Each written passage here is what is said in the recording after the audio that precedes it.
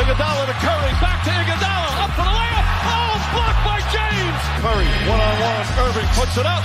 It's good. Kyrie Irving from downtown. The three, steps back, crossover, puts up a three. Rebound James. Second. It's over. It's over. Cleveland is a city of champions once again.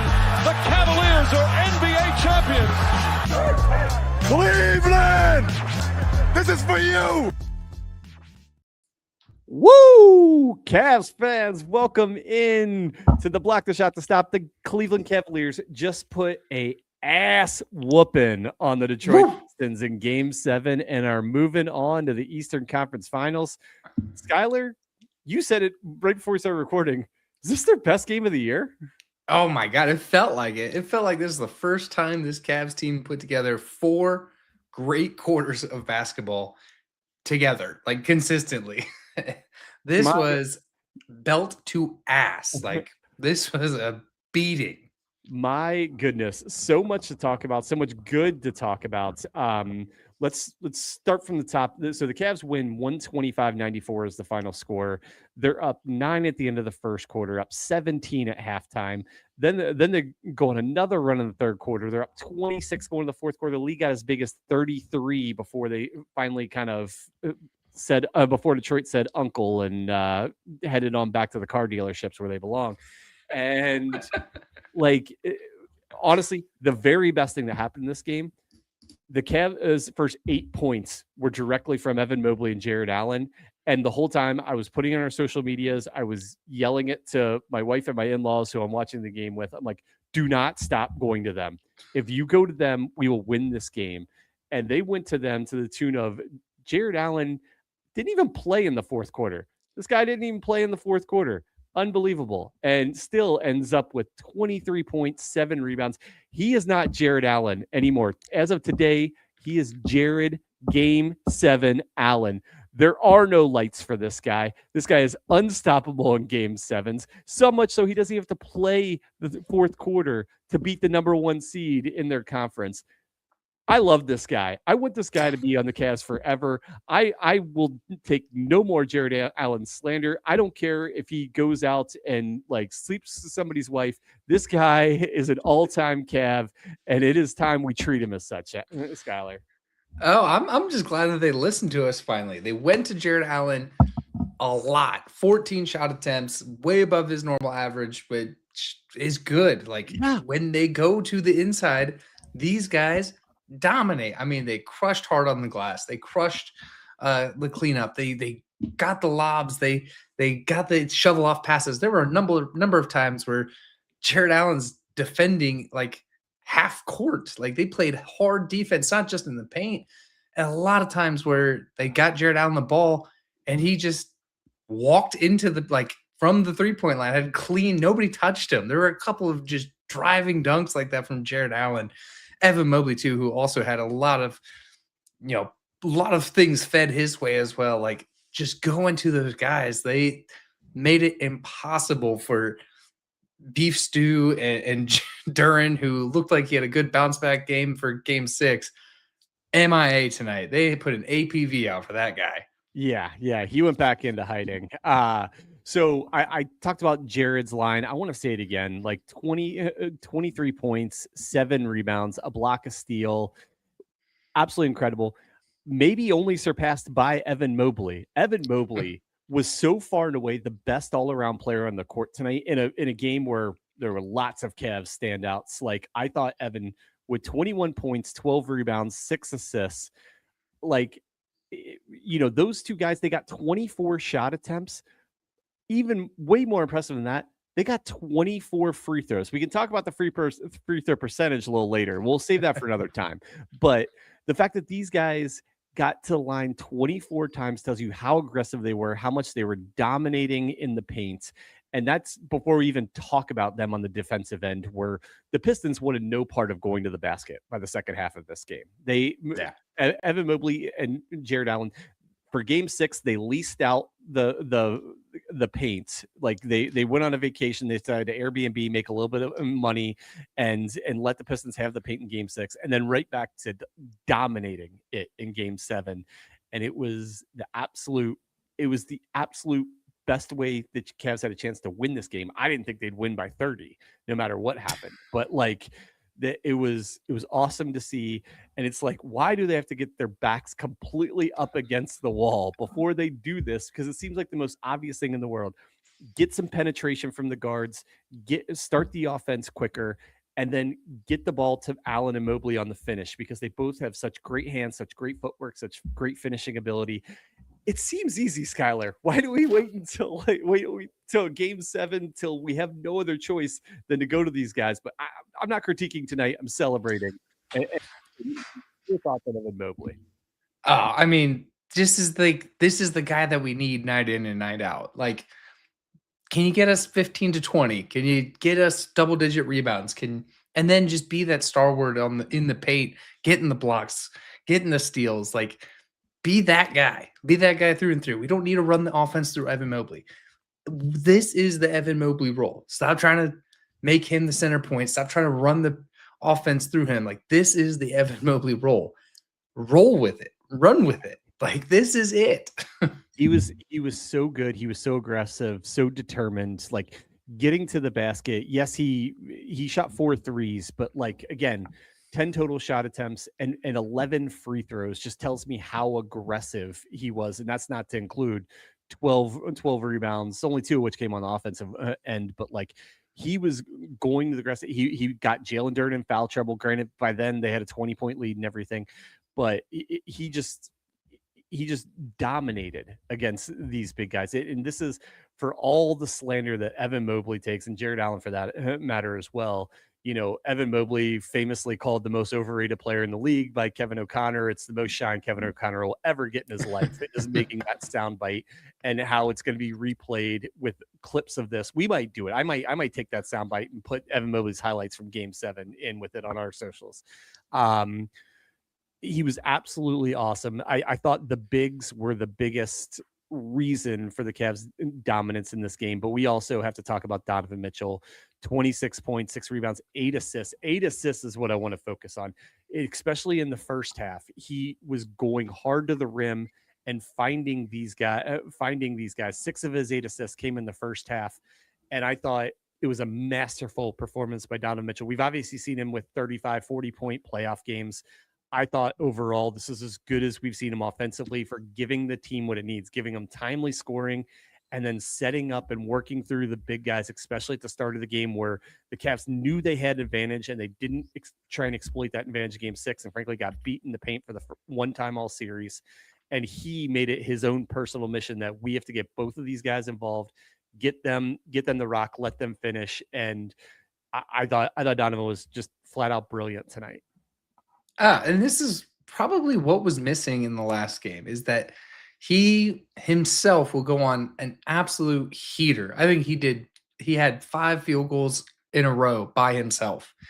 Yeah. Causing to create the gravity. The other team needs to switch and double team and create help, which then allows him to open up those other guys. And those other guys are able to absolutely dominate as much as they did. Sure. I mean, the scoring, phenomenal.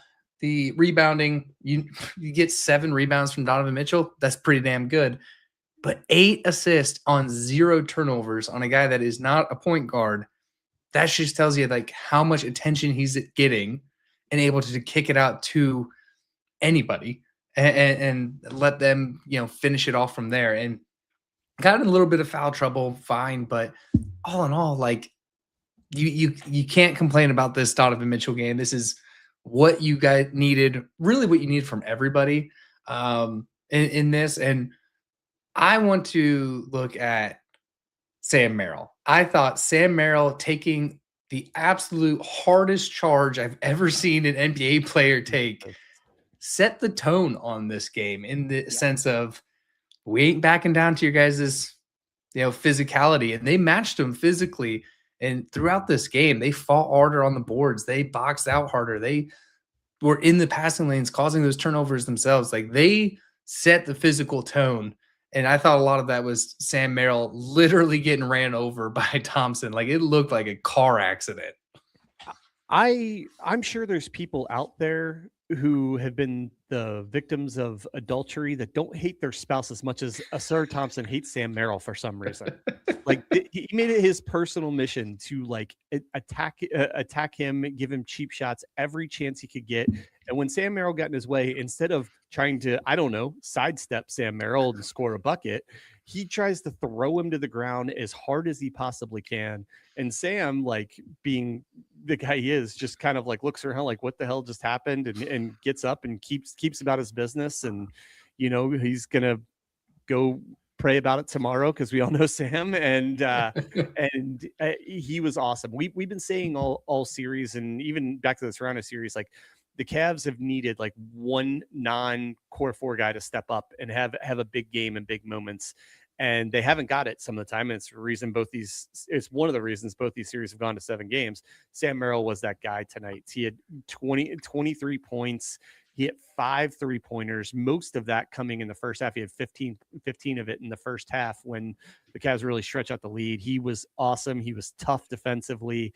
I thought he was so good. And quick PSA before we move on to other guys on Donovan Mitchell.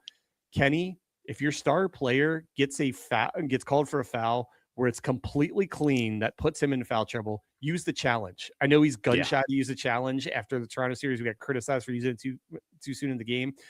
Donovan gets called for his 3rd foul right at the beginning of the 3rd quarter when it was still a game. It was the cleanest strip you could possibly see. Use a challenge. You're going to win. You're going to get one back. Like that's the time to use the challenge, is to keep your star player out of foul troubles when it's a bad call. Anyway, Sammy, amazing tonight. I mean, those 4 guys, like there were definitely contributions up and down the roster, but like in different ways. I thought Schroeder had some good moments. Stats don't have to jump off the page by any means. The whole team protected the ball. It seems like for moments of the game tonight, James Harden might have been trying to throw the game, but not even that was enough to stop the Cavs. So I was very happy to see that. James, 9 points, 5 rebounds, 6 assists on 2 of 10 shooting, 5 of 8 from the free throw line. Did only have 1 turnover, did have 4 fouls. But this is a night to celebrate. And actually, one more guy we want to highlight, and then I'm going to go back to the game a little bit and talk about the game kind of beginning to end. Dean Wade tonight, 5.6 rebounds, just absolutely shut down Cade Cunningham. Cade does not want to see Dean Wade again. He is hoping Dean Wade leaves Cleveland as a free agent, goes somewhere in the Western Conference. He was great all series, and he's another guy that gets flack because he's an unreliable offensive player, particularly shooting the 3. But his defense is so good. He is turning into like one of the elite perimeter defensive players in the league. Maybe he has been for a while, and he's just becoming more noticeable now as the Cavs get into more high pressure games. Cade Cunningham tonight, 13 points on 5 of 16 shooting. Shout out Max Strus, guarded him for a while too. A few other guys took a turn, but like Dean Wade came in the game and just would not let Cade get anything, to the point you could see how frustrated Cade Cunningham was. And I mean, Dean Wade deserves a shout out, like total yeoman's work, but he was absolutely awesome tonight. Oh, for sure. And, you know, having him go, Cade Cunningham go 0 for 7 from 3, pretty much their only kind of okay 3-point shooter on that team, other than Duncan Robinson, who's just automatic for some reason. Yeah. But like shutting that guy down, you could see how much it put on others to kind of overperform or just kind of reach a little harder. That's clearly the weakness in Detroit, and it's no fault to any player on there. They probably need another star to come there to really balance it out and give them a really fighting chance. But yeah, Dean Wade's defense has been incredible this entire series, but really shined tonight. And I would like to go back to Harden on statistically, not the best shooting night, but took care of the ball, gave you 6 assists. And then some things that like I saw that you don't see from James Harden. He was setting picks to get other guys free. Like he was just involved on stuff. Like there's this one sequence where Evan Mobley's dribbling the ball and James Harden comes over, sets a pick for Max Strus. Max Strus gets a clear cut to the rim, easy bucket, like doing things that you don't see James Harden do ever, period. He was doing a lot of that stuff tonight, and kind of why he's a plus 31, tying Evan Mobley up for a high on your plus minus on the game. It wasn't just the scoring, which wasn't there, but got you good assists, got you good rebounds, and did some of that other glue guy stuff that he kind of acts like he's too good for. Really did that tonight and really contributed, and a lot of other guys having good contributions.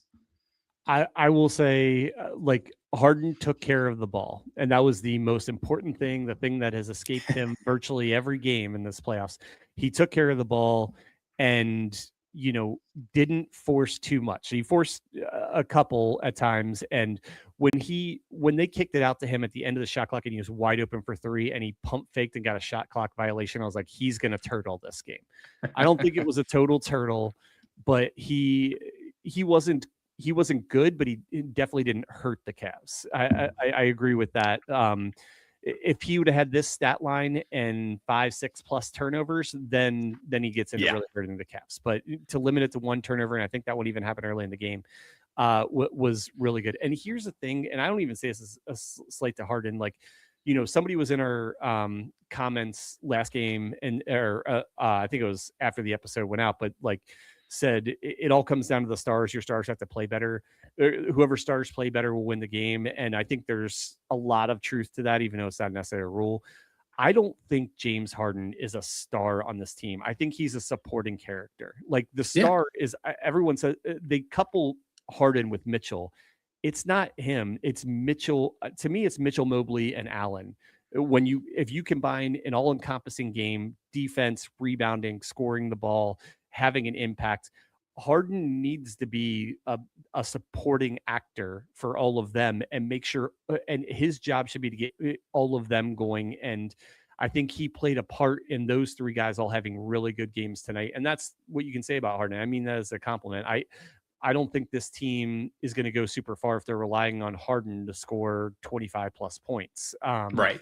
So from that, I mean, you could look at it from Detroit, and I don't mean this as a slight. Dennis Jenkins was really good in this series, and I think he's an incredible find for the Pistons to be a contributor. But you're not going to win a game 7 when he's your leading scorer, when Duncan Robinson's tied for second leading scoring. And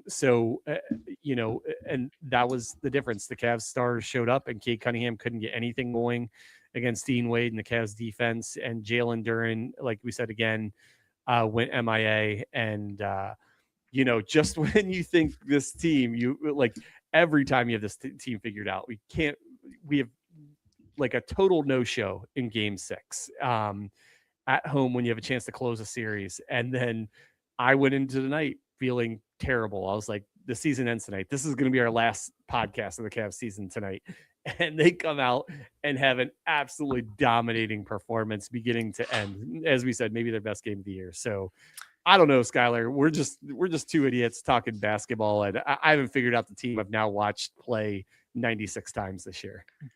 Yeah, I mean, we're not figuring out the team, but one person easy to figure out, the absolute best damn owner in sports, Dan Gilbert, bussing up 25 charter buses of Cavs fans. I had to look it up. The average charter bus is about 50 per. That's 1,250 Cavs fans that he bussed to the arena, paid for the tickets, paid for travel and everything. Like, what owner is doing that? And then some. I mean, he went above and beyond. He really made it feel like, and he didn't get them nosebleeds either. They were lower bowl tickets, and you could hear like "Let's go Cavs" chant there at the end of the game. Like, he did his part, not only financially having the highest payroll in basketball in the small market, doing stuff like this to really take it over, man. Like, shout out to Dan Gilbert, the best owner Cleveland has, but one of the best owners in sports, honestly. Yeah, dude, it was awesome thing to see. You could, and you texted to me, like, you could audibly hear the Cavs fans coming through the TV broadcast. I mean, we've said it a million times. Everybody in Cleveland says it. Dan Gilbert's one of the best owners in sports, by far the best owner in Cleveland sports. And, that move was awesome tonight, and hopefully it made a difference, that the Cavs, heard a lot of support. a couple things going back to the game I want to talk about, like how dominant the first half was, both offensively and defensively. This stat really jumped out to me. The Cavs had more assists in the first half than Detroit had made baskets. 18 assists for the Cavs, 16 made baskets for Detroit. That is a stat that tells you they're getting it done on both ends. They're running highly efficient offense.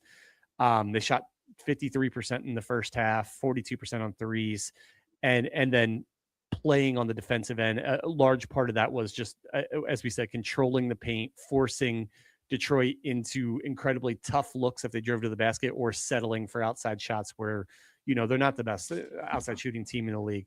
You have to give so much credit again to Mobley and Allen for that, because they finished so well on offense and then kept Detroit, made everything hard for Detroit on the defensive end. And I'm so pumped. And this game makes me, I have no idea what's going to happen in game 1 of the Eastern Conference Finals against the Knicks, but I'll be right there watching, trying to figure it out with you and everybody else that's been perplexed by this Cavs team all season.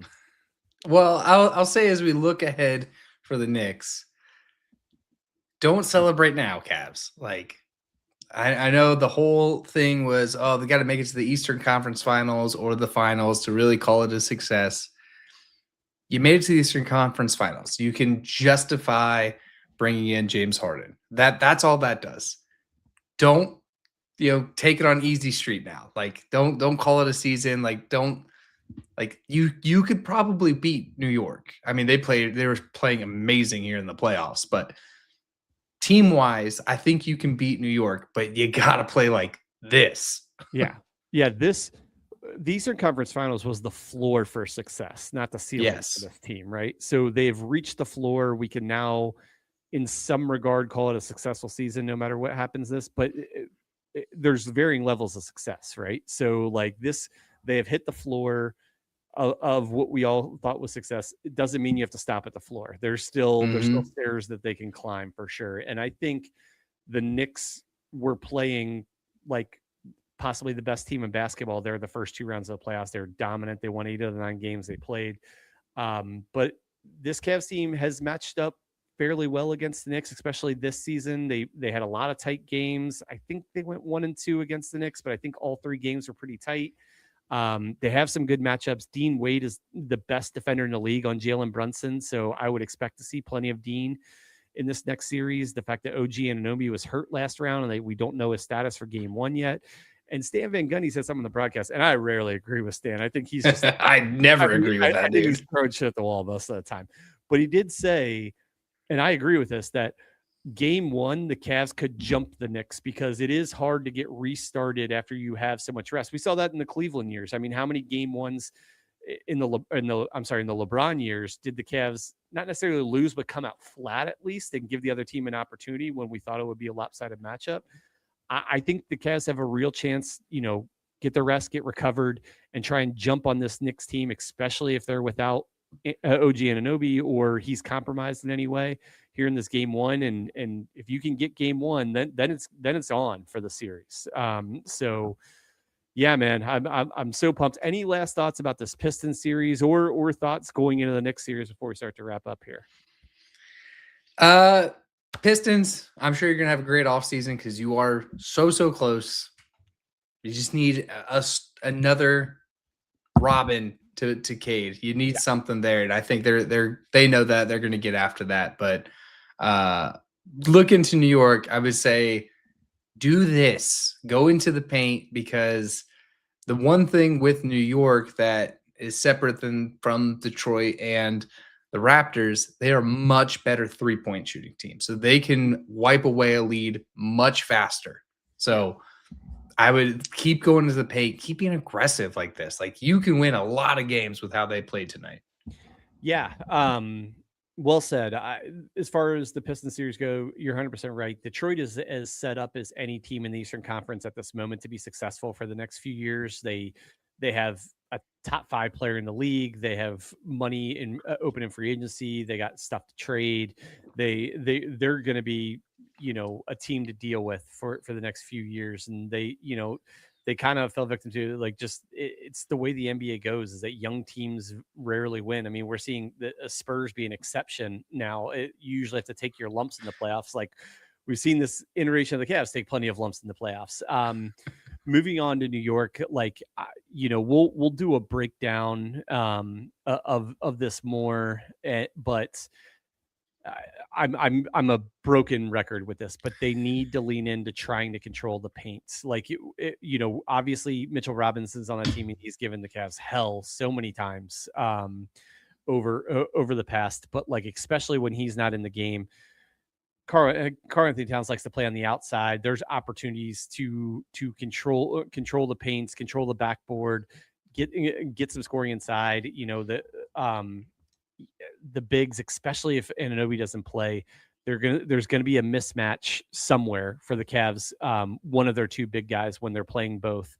So I really think, please try and take tonight as a blueprint. This is the best execution of strategy I've seen the Cavs do this whole season. Use this as a blueprint. Get the bigs involved early. Attack the rim with your guards, with Mitchell, with Schroeder, with Harden, and lay it off to the big guys to let them finish. Like, and on the defensive end, give a lot of effort and do the best you can on the perimeter. We know they don't have all the best perimeter defenders, but then funnel the offense towards Allen and Mobley and let them protect the rim like they did so much of this playoffs, so much of this series, so much of the Toronto series. And I think the Cavs have a puncher's chance. I honestly think they're the underdog in this series. I think it's a 60-40, 65-35. Like, give New York the advantage because they earned it. They're the higher seed. They're playing overall better in the playoffs. But I think the Cavs absolutely have at least a puncher's chance in this series. The way they match up and the way, hopefully, it's really hard to say with this Cavs team. Hopefully they finally discovered something tonight that is sustainable with this team that can carry on. And I say that, and I know next game they're going to shoot 53s and shoot 28% on them and everything. So, Skylar, any final thoughts before we get out of here? Please try to beat the Knicks in less than 7 games. There's no way that's happening. Well, Cavs fans, Cavs, time of death, TBD. We are moving on to the Eastern Conference Finals. We will be back like we have all playoffs long, immediately following Game 1. We know it's going to be Tuesday nights. We don't know the time yet, but we will be live immediately after the game with the audio version of this podcast in the feeds shortly thereafter. We appreciate everybody joining us for all these playoff games, and we're glad we're not done yet. We're glad we got at least 4 more to go, hopefully more than that. So for Skylar Webker, I'm Kevin Lynch. Thank you so much for listening to Block the Shot to Stop, and as always, go Cavs.